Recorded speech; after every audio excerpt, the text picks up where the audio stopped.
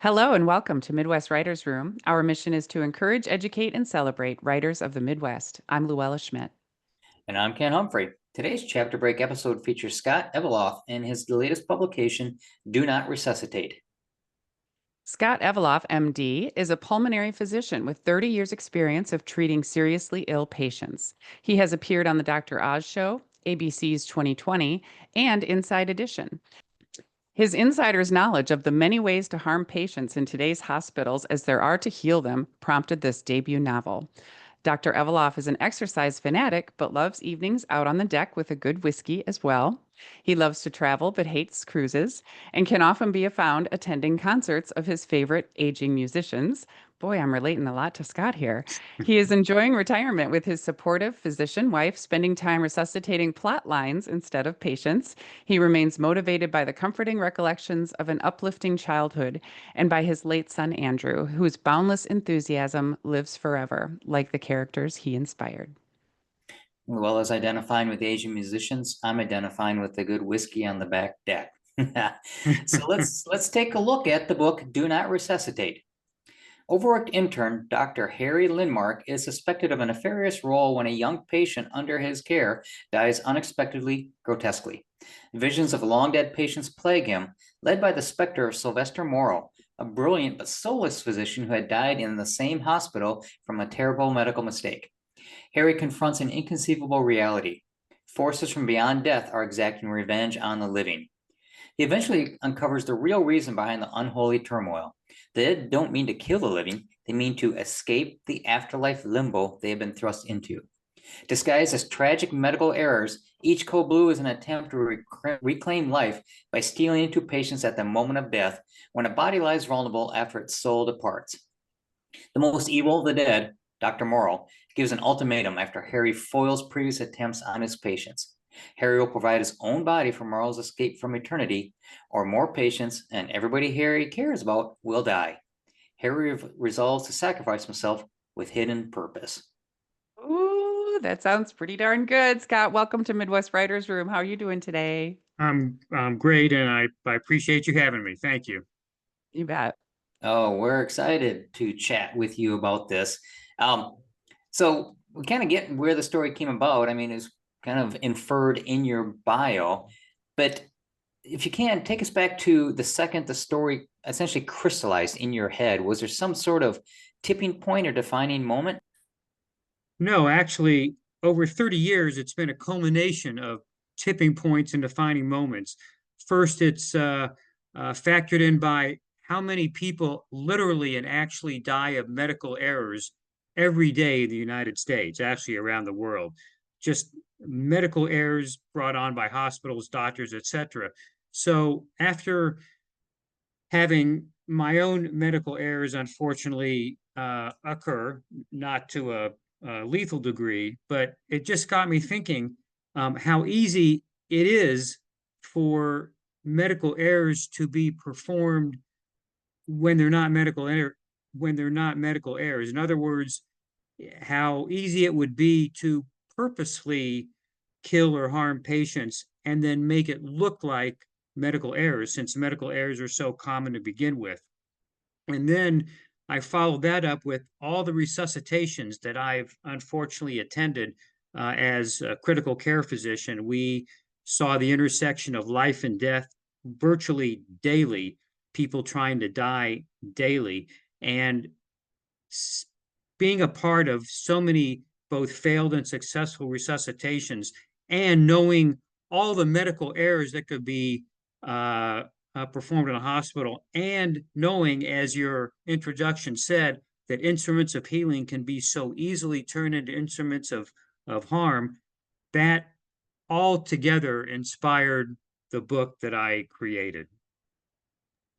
Interesting. So there are some supernatural elements to this, with the dead trying to come back to life. Is that a genre that you read often, or what caused you to go the supernatural route as opposed to some other reason? Couple things. First of all, as you know, there are a lot of medical thrillers out there, and most of the medical thrillers, whether it be with Robin Cook or whoever, utilize a twisted angel of death or a conniving pharmaceutical corporation as their villain.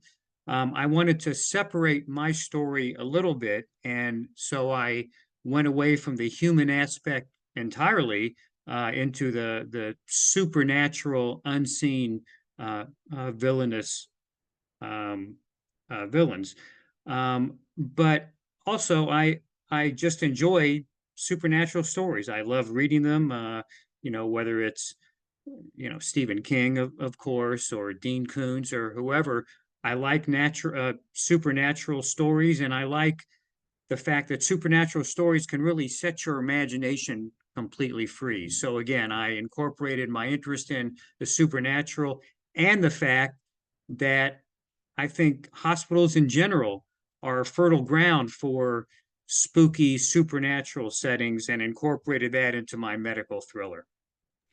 Yeah, I agree with you. It seems like a lot of medical thrillers rely on some sort of, Dr. Evil agenda from a pharmaceutical angle, or some sort of technology gone rampant to cause all these. So I like the supernatural angle because, yeah, I don't think I've read a medical thriller coming at it from that standpoint. So good for you. And you can't say anything is right or wrong. I mean, supernatural is what your imagination makes of it. So if my supernatural villains do X, Y, and Z, who's to say that they really don't do X, Y, or Z if they exist? So There is a lot of creativity for sure in writing anything supernatural or fantasy.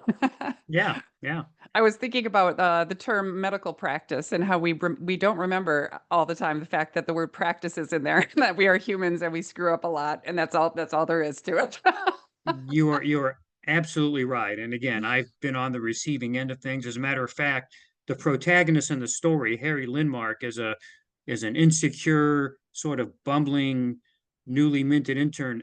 Unfortunately, that's taken directly from my own training. I was that insecure, bumbling, in over my head intern. And as a matter of fact, the initial part of the book, Harry gets reamed out by a supervising resident for a mistaken patient interaction. That happened to me, and I've never forgotten it. And I chose to incorporate it 35 years later in my book. So, yeah, mistakes, errors can happen all throughout our medical practice. Yeah. Well, so tell us a little bit about how this book came to be. What was your path to publication?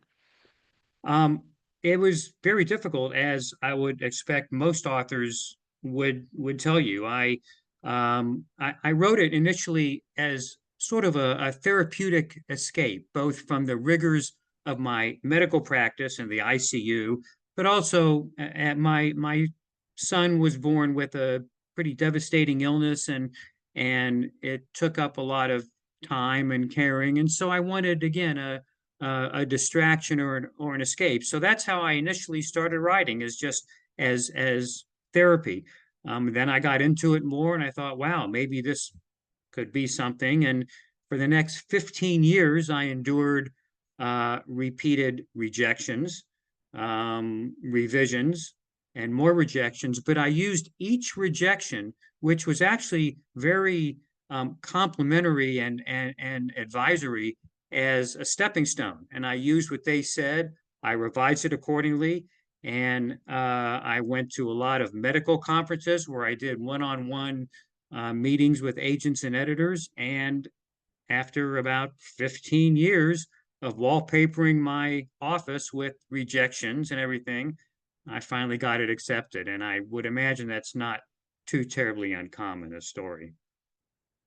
I mean, it's not that uncommon, but also 15 years. I mean, that there's just really something sort of glorious about the fact that you did not stop. Well I done. Well, I loved writing. I loved writing, and I would come home from work or in the morning, and I would write. And if it got published, great. If it didn't, well, I was still having fun creating my own world where I had control over it, as opposed to perhaps the real world in the hospital. So yeah, I created my own world, my own plots, my own outcomes, and I happened to get published as well. So. That's great. What did you go with? Who's the publisher? Did you go with a small or big? I, again, submitted it all over. Black Rose Writing is the publisher. It's a small medium publisher headquartered in Texas. Got it. Yeah, we've had So, Black Rose authors here as well, other guests, Right. so we're familiar with that firm. Yeah, they're very good, very supportive, and I'm glad to be a part of them. well, so that was a long road to get this baby out in the world. Any other notable moments or either highlights or lowlights along the way? Well, what I would say is, everybody always says you should send out your query letters, and in my opinion, I thought, given the fact I was a debut author without any literary education, I figured my query letters would wind up on the slush pile. And so I took it upon myself actually to focus on face-to-face meetings with editors and agents. And I did that both attending medical conferences as well as many online virtual medical conferences. And I found it was such a more comfortable, engaging setting where you can look eye to eye at the agent or eye to eye at the editor. They assess you, you assess them, and it puts you, in my opinion, ahead of the game. And I got some very encouraging feedback, especially during the in-person meeting. So if I had to offer any insider information to my own course, I just think that face-to-face meetings with the people that control whether your book gets published or not puts you ahead of the game. I'm surprised that you're able to get them. I mean, I can imagine that would absolutely work, but I'm surprised that it was easy to get them Well, or that you were able to. you pay money for it, but Mm, it's pretty cheap. I mean, sure. each pitch maybe $25. Okay, and so you buy pitches, you buy time at I these got you. conferences. But as I said, it's 10 minutes that a query letter will not get you necessarily. And it's Yeah. face to face, and they ask you questions, you ask them questions. So I think it's money well spent. Yeah, Yeah, I got you and now. We do the practice pitches at our own conference, which is coming up in a few days here from this recording. I yep, misunderstood. and Yeah. anecdotally, we've heard from agents too that they love that in-person interaction because it is, they get so many query letters that are just files, right? So to be able to imprint a person's face, their voice, their mannerisms, I think it does. You're right. It goes a long way to kind of get you down that road. So I'm glad to hear great you job. say that, actually, that perhaps I was on the right track, but because it was also enjoyable and then very educational. They real time gave me advice. Well, you may want to do this, this, and this, and then resubmit or whatever. So it's real time advice that you don't wait literally months for after you send a query letter for. Mhm. Yeah, absolutely. All right, Luella, we ready for the reading? Yeah, you bet. So, Scott, when you're ready, this is our favorite part. Give us a little read, and maybe before you start, orient the listener with where you're going to be reading from. And whenever you're ready, here's Dr. Scott Eveloff with a little of "Do Not Resuscitate." I'm starting off towards the beginning in the intensive care unit, and this is written in first person.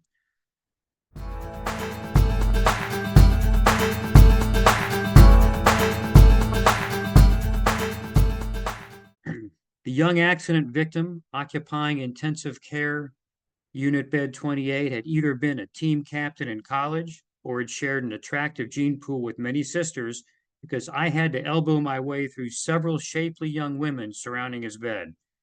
Lying swathed in gauze and bandages, he resembled more a mummy than a patient. Wires and traction devices stretched taut, conjuring in my mind the image of an ancient medieval torture rack. IV lines, multiple catheters, and ventilator tubing sprouted from every orifice and limb like tendrils of a strange parasitic organism. Someone squeezed my arm, breaking my trance. How is my son, doctor? A poised, well-dressed woman asked. Anthony Richmond. I'm his mother, Janice. I rifled through the papers on my clipboard. He's holding his own, Mrs. Richmond, I said, trying to paint the concussion, punctured lungs, and multiple fractures in as positive a light as possible. He's responding to commands, and the bleeding into his lung is slowed. Still critical, but no reason not to expect a full recovery as young as he is. Richmond's mother and every member of his blonde fan club stared at as one at me, seeking comfort and reassurance.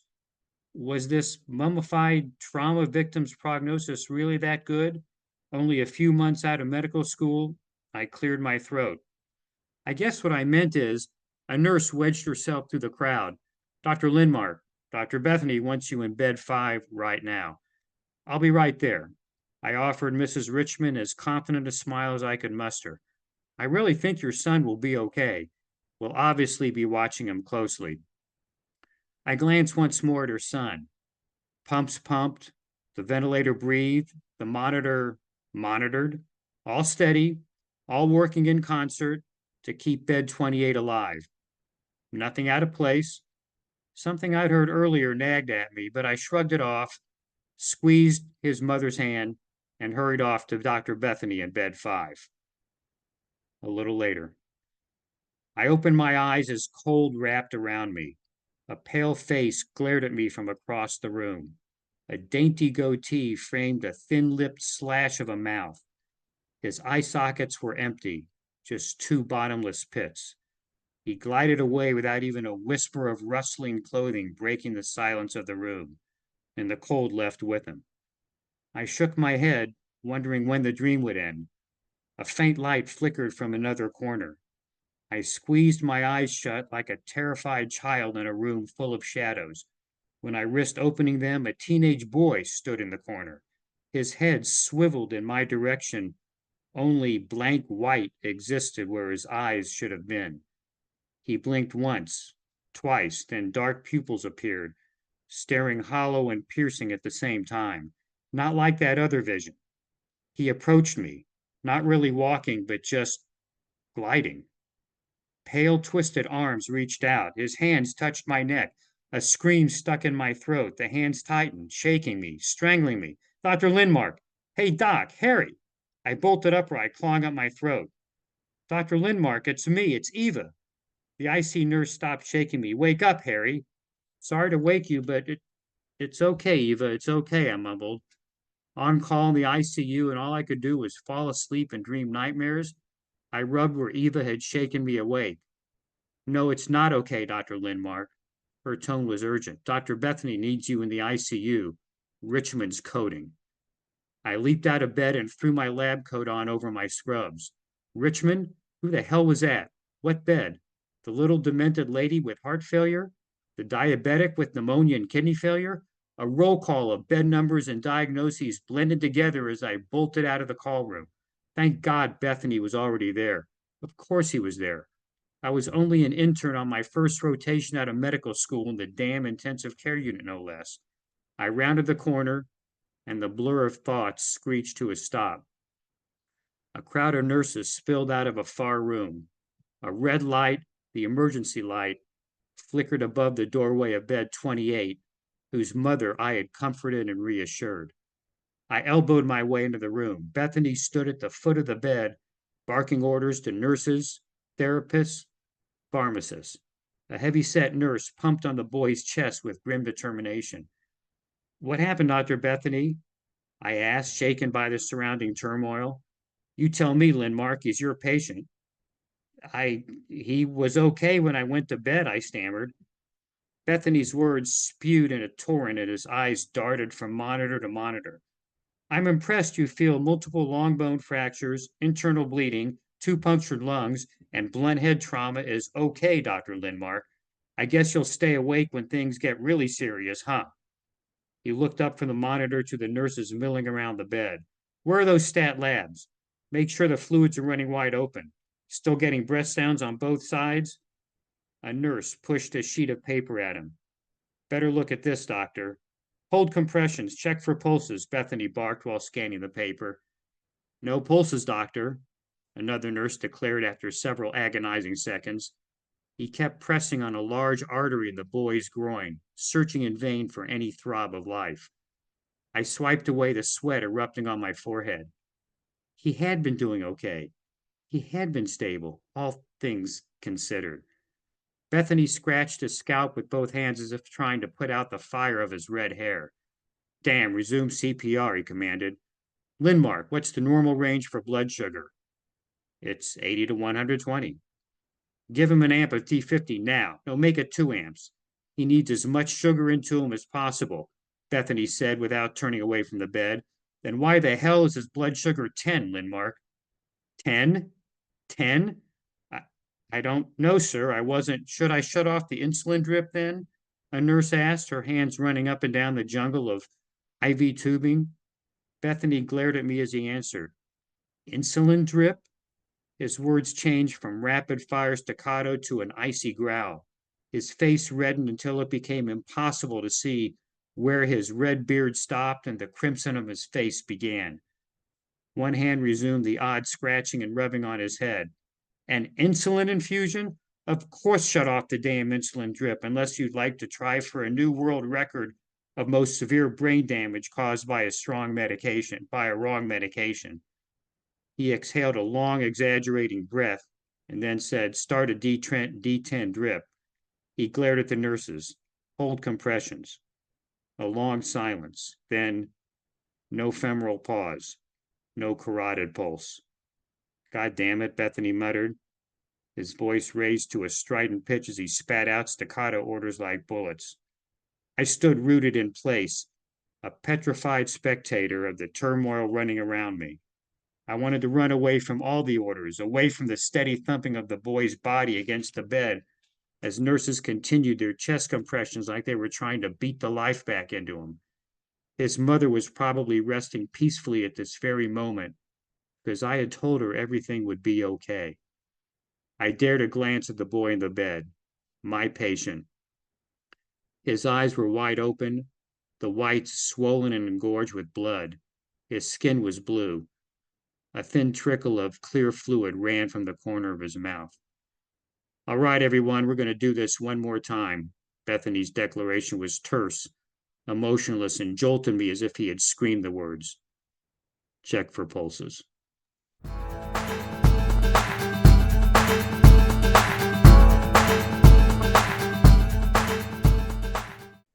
And you can really feel all your expertise in that passage. That is for sure. And I was right in that action immediately. There was a lot of action in a few minutes. Well, there usually is in a resuscitation, to be honest. That was Yeah. all. That was all that was all actually very factual. Yeah. Very factual, and that's people don't appreciate how violent and how split second resuscitations can be. And again, that was one of the inspirations for the book itself. That. So tell our listeners where they can find more about you and where they can find your book. Well, I have a website, very simple, scotteveloff.com, because I am technologically simple and wanted my website to be that way. The book is published by Black Rose Writing. It can be found on their website, Black Rose Writing. It can also be found on Goodreads, Amazon, BookPub, and Barnes & Noble. It's currently on pre-order. It's actually to be released. It hasn't been released yet. The release date is October 16th, just a few weeks before Halloween. And it can be pre-ordered on any of those platforms, and then obviously ordered on any of those platforms after release. Had any appearances or book signings scheduled to coincide with your release? Actually, yes. I've already been to a couple book fairs, and I have 2 more local book fairs scheduled, and then I have some bookstores scheduled as well who specialize in spookiness and horrors. So I have actually 5 or 6 appearances both in the Kansas City area, which I'm at. I have a couple scheduled in Alabama, one author event down in Atlanta. So I'm trying to get the word out about my book as much as possible around this time of its release. All right. Well, good luck with that. Sounds like you got some travel miles coming up. All right, so at this time, I want to thank Scott for coming on and introducing everybody out there to his debut novel, Do Not Resuscitate. Thanks to everybody out there for hanging out with us in the Midwest Writers Room. I'm Ken Humphrey. And I'm Luella Schmidt. Words ignite imaginations and spark change. Never underestimate the power of storytelling. Midwest Writers Room is a production of the Wisconsin Writers Association. Writing and editing by Luella Schmidt and Ken Humphrey. Sound design and editing by Ken Humphrey. Music for the Midwest Writers Room was written by Michael Ramir C. For more information, please visit wiwrite.org/podcast. Thank you.